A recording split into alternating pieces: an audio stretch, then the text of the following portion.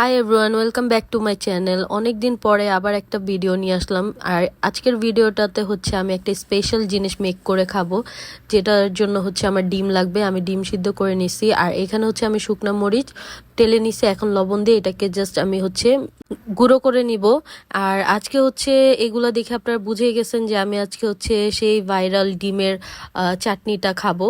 So এখানে আমি হচ্ছে শসা, পেঁয়াজ, ধনেপাতা, তারপর হচ্ছে কাঁচামরিচ, লবণ আর যা যা লাগে সব দিয়ে দিচ্ছি। অ্যান্ড এখানে হচ্ছে আমি ম্যাজিক মশলা, তারপর টমেটো কেচাপ আর হচ্ছে সস। যেহেতু আমি বাইরে থাকি, আমার কাছে হচ্ছে চাটনিটা নাই।